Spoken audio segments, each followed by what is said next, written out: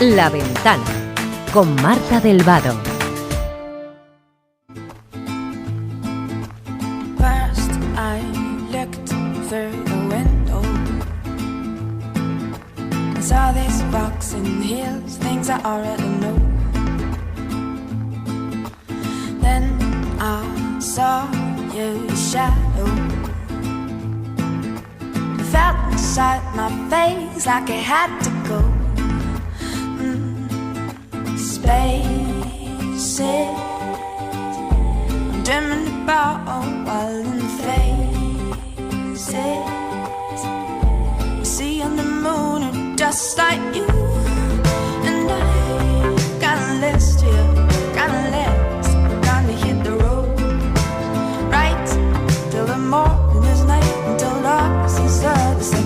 You and I got a list here, got a list, gonna hit the road right till the morning is night, until dark sees the light. Son las 5 menos cuarto, las 4 menos cuarto en Canarias, y aquí estamos tomando café con Matías Vallés, con Arturo Lezcano y con Patricia Simón. España arde metafóricamente por las altas temperaturas, pero también de forma literal por las decenas de incendios devastadores que continúan activos a esta hora en Castilla y León, en Cataluña, en Galicia y en Extremadura. El peor, el incendio que está asolando varios municipios en Zamora, se ha cobrado una segunda víctima mortal. Lo llevamos contando todo el día aquí en la antena de la SER. Esta víctima era un pastor que su cadáver ha aparecido en el término municipal de Ferreruela, y a solo unos kilómetros de allí, en un pueblo aledaño, en San Martín de Tábara, podemos saludar a Santiago León, que es vecino cabrero. Santiago, buenas tardes. Hola, buenas tardes. Santiago, ¿le puedo preguntar cuál es la situación ahora mismo? ¿Qué ve usted desde su ventana? Pues tragedia y desolación. E impotencia, claro. Usted se ha quedado con su familia y con su ganado allí. No sé si ha tenido alguna pérdida. Sí, bueno, ha habido pérdidas, pero lo primero que hay que alimentar son las vidas humanas que se ha llevado esto por delante. Las pérdidas materiales, aunque han sido cuantiosas, tienen solución, pero las vidas no. ¿Usted cuántos años lleva siendo cabrero en esa zona? No sé si había visto algo así antes.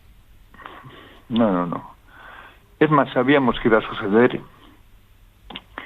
pero no de una manera tan trágica y tan dramática, porque las semillas se vienen sembrando en estas tierras del olvido desde hace 30 o 40 años. ¿Qué quiere decir? Por todas las administraciones. Y cuando un alcalde empezó a ver que el mayor negocio de su pueblo, de su comarca, era una funeraria, y no lo denunció, empezó a ser cómplice. El abandono del ser humano del territorio ha hecho que no haya gestión del mismo, y las políticas de reforestación y de prevención no existen. Entonces, el drama es el que es, pero tiene nombres y apellidos. Matías. Y no, le iba a decir si se asignan todos estos incendios que están ocurriendo, por desgracia, en todos los países europeos, del sur de Europa, los ribereños del Mediterráneo, al cambio climático. Usted aporta otras razones. ¿Es así? ¿El clima ha cambiado en esa zona en los últimos años? Bueno, vamos a ver, el clima ha cambiado. Yo estoy de acuerdo que ha cambiado, pero si usted pone una mena de paja junto a su vivienda, de nada vale que ponga bomberos. Lo que tiene que hacer usted es tener limpio el entorno de su casa. El cambio climático, por supuesto que influye, pero si al cambio climático le das combustible, pues más lo aceleras. Yo creo que una de las cosas de las que está hablando Santiago es de esta situación en la que en este país el 85% de la población vive en el 15% del territorio, y es el otro 20% el que tiene que gestionar todo un territorio rural que ha sido abandonado y desatendido por la administración. Santiago, para usted, ¿quiénes son los principales responsables de lo que está ocurriendo? Bueno, pues ya lo dije muy claro, ¿no?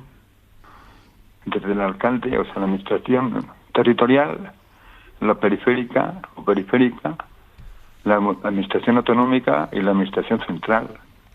Eso está clarísimo, quiénes son, ¿no? Pero el primero que lo tenía que haber demandado y denunciado era el alcalde, que era el que veía que su pueblo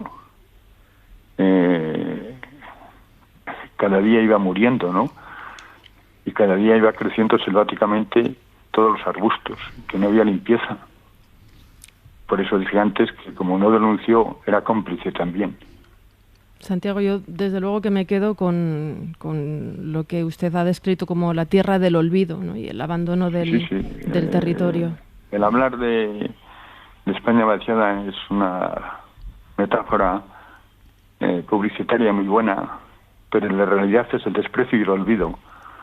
Y sobre todo el olvido de cierto tipo de prácticas, no primándolas dentro de la política agrícola común, como son el pastoreo tradicional, las razas autóctonas que limpian y desbrozan, y no aplaudir y conceder macrogranjas. Son muchas cosas, pero sobre todo lo que es que yo estoy viendo las mismas caras desde hace 30 años en la Junta de Políticos, y aquellos que han generado esto quieren ser ahora la solución. ¿Y hay solución a corto plazo, Santiago, o esos 30 años, no solo por ver a los mismos políticos, sino que aunque cambiasen los políticos habría una solución? Ahora viendo esa estampa de desolación que usted está transmitiendo, tenemos que pensar a corto, a medio plazo. ¿Cómo lo ve? Mientras la especie humana no vuelva al territorio, es imposible la gestión. Es más, el otro día también en una entrevista dije que la mayor pandemia de este país no fue el COVID ni la guerra de Ucrania, serían los fuegos. Y trágicamente y desgraciadamente a los 2 días he sido yo afectado, ¿no? Es que los fuegos arderá todo el país. Son como la señal de alarma ya trágica por la muerte de otro pastor ahora mismo.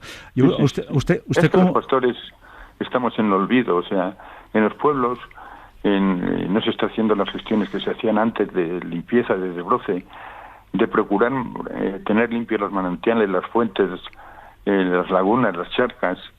Es que está todo obstruido, porque el pastor es como ese burro tirado ahí en el campo que ya se les arreglará él solo. Es que lo que estamos viendo es que países como Suiza, que son irreprochables y además modernos, utilizan precisamente a las cabras para desbrozar los montes, ¿no? Porque se podría hacer esto aquí. Pero aquí la política de reforestación fue impedir que las cabras fueran al monte, porque pusieron coníferas y prohibieron el pastoreo. Ha sido el mayor lobo de la cabra, las plantaciones de coníferas. Y sobre todo en esta tierra, que es tierra de lobos, y que el lobo lo ha puesto, en el mapa de Europa y en el mundo, en la sierra esta de la Culebra, nuestro mayor lobo es la carencia de servicios y el olvido. El lobo como tal, como alimaña, como carnívoro no los ha echado de aquí, porque en el Valle de Alcudia, por decir algo, o en los Pedroches, allá por Córdoba, no hay lobo y el pastoreo no se ejerce, porque no está dignificada la profesión del pastor y sobre todo tampoco está paga. Y la sociedad no sabe la enorme labor que hace de desbroce, de limpiezas. El pastor es el jardinero del campo, el que crea ecosistemas, el que ayuda a la biodiversidad y así sucesivamente. Santiago León, gracias por alzar la voz y denunciar este abandono del territorio, como usted ha dicho, desde San Martín de Tábara. Muchísima suerte, cuídese mucho. Llevo 30 años haciéndolo y mi voz sigue clamando en el desierto. Pero es necesario. No está en el desierto, está en la cadena SER y mucha gente le está escuchando del otro lado. Muchas gracias por su testimonio. Pues a ustedes, pero también quería reconocer la labor de las brigadas de extinción Sí. y de los bomberos que han estado luchando ahí tenazmente, y que vi muchísimos coches, pero muy pocos trabajadores.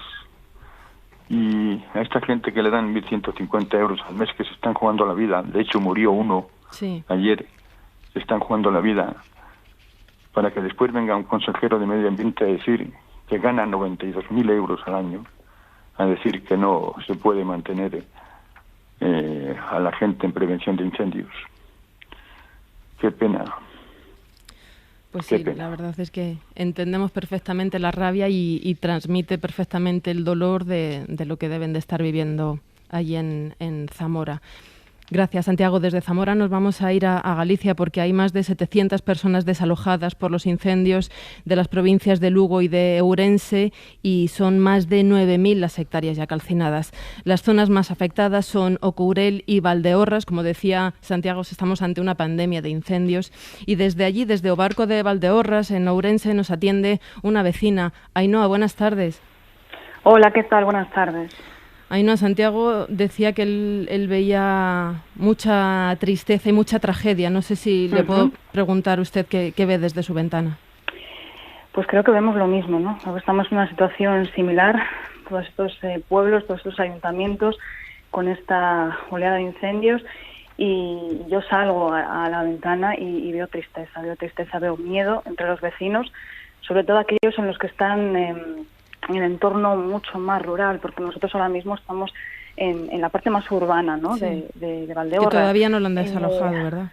Exacto, no, aquí en Obarco, en lo que es en el centro de la comarca, estamos bien. Sí que es verdad que hay mucho humo, se siguen viendo focos desde las ventanas, se ven esos focos de los incendios que todavía no están apagados, se siguen escuchando a los medios aéreos por encima de nuestras cabezas sobrevolar. Y te cuentan anécdotas, ¿no? Porque aquí al final nos conocemos todos y llevamos desde ayer escuchando anécdotas, escuchando historias tristes, y es eso, es difícil, ¿no? Asimilar todo esto. Y lo peor, como decía Santiago, este vecino de Zamora, es que estamos acostumbrados y esto no debería ser así. O sea, decir que estamos acostumbrados a los incendios en el rural no debería estar ni permitido. Entonces sí que hay un problema grande. Las zonas del rural al final somos las más afectadas cuando pasa esto y aquí hay que cambiar muchas cosas. Hay una cuestión de nomenclatura muy interesante, Ainhoa, que hablas de incendios rurales, porque para mí es un error que se siga hablando de incendios forestales. No hay incendios forestales. En cada incendio que se produce ahora mismo siempre hay que desalojar gente, acondicionar pabellones, decirles que permanezcan confinados en sus domicilios. Es decir, ya no hay ningún fuego que sea netamente de la naturaleza, por decirlo así. Afecta siempre al ser humano, ¿no? Todos los incendios que se producen ahora mismo en Galicia. Sí, así es. Es lo que venimos hablando desde ayer. Se han vivido unas horas horribles y se siguen viviendo porque hay muchísima incertidumbre. No sabemos cómo va a avanzar ahora mismo ese incendio que tenemos aquí a pie de casa. Hay, como digo, muchos focos, hay mucho aire y esto, claro, dificulta muchísimo las tareas de extinción y la gente está pues defendiendo sus casas. Ainhoa, vamos un momento también a Cataluña, donde más de 300 bomberos están luchando contra el fuego de la comarca del Bages. Hay un centenar de vecinos desalojados, varias casas reducidas a cenizas y más de 1.200 hectáreas quemadas. Creo que podemos saludar también a Josep Refart, que es vecino de una urbanización que ha sido desalojada. Josep, buenas tardes.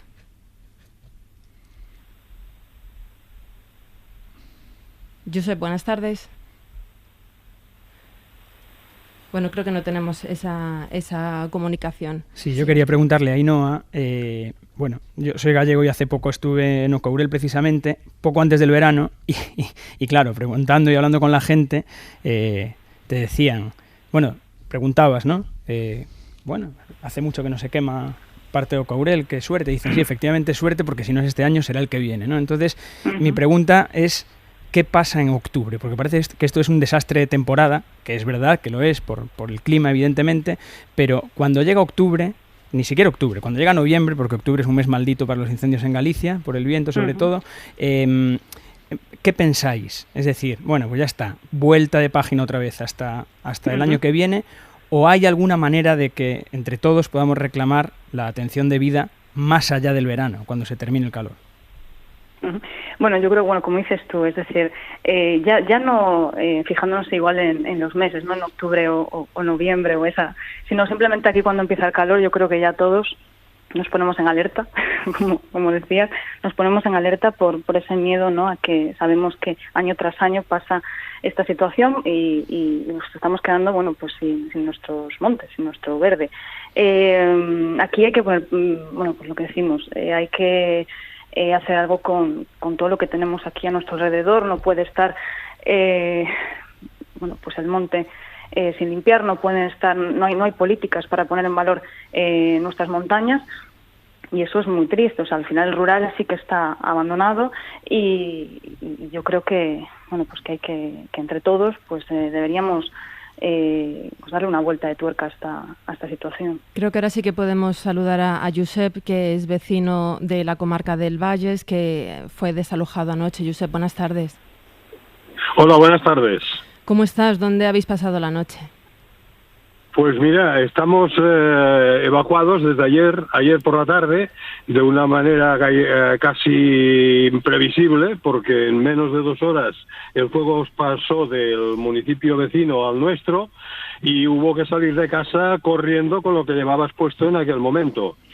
En la urbanización que estábamos nosotros son unas 300 viviendas y todo el mundo tuvo que salir en un espacio casi de 10 minutos, salir de casa, porque el fuego, gracias al viento, a causa del viento, pues avanzaba a una velocidad terrible con unas llamaradas altísimas. Hemos pasado la noche fuera de casa, se nos ha impedido volver a casa. Aquí en casa de compañeros, en casa de algún amigo, en casa de familiares, y también se puso a disposición de las personas alguna cama en un centro cívico. Y ahora, hasta este momento, todavía no sabemos exactamente qué es lo que ha pasado en estas viviendas, porque no se permite todavía el acceso, a no ser por casos muy, muy especiales que uno tenga que ir a la vivienda. Y hay un poco la sensación de un poco de desánimo y de un poco de la gente, que todo el mundo sepa qué es lo que ha pasado exactamente con su casa. Se lo han dicho, se lo comunican, alguien que lo ha visto, alguna fotografía que llega, pero claro, la sensación general de todo el vecindario es un poco una incógnita de ver qué puede haber pasado.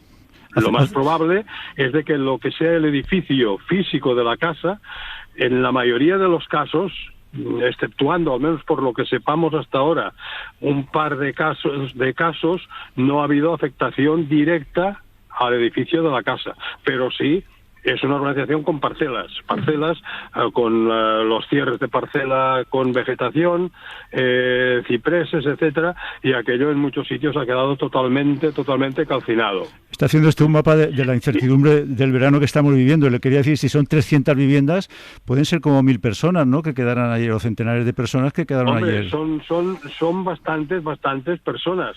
Algunos seguramente a lo mejor ya no estaban en la urbanización. Es una urbanización de residencia primera, o sea, por tanto, una urbanización de residencia fija. A ver, estamos en una situación que, y más debido al problema de las altas temperaturas que ha habido, el hecho de que la urbanización esté lindante con un bosque, que es un cierto peligro que más o menos podías intuir que te podía venir. Eso le quería preguntar yo, Josep, disculpe, le quería preguntar a Ainhoa y a usted si ustedes tienen, como Santiago, esta sensación de olvido de las administraciones. Ainhoa.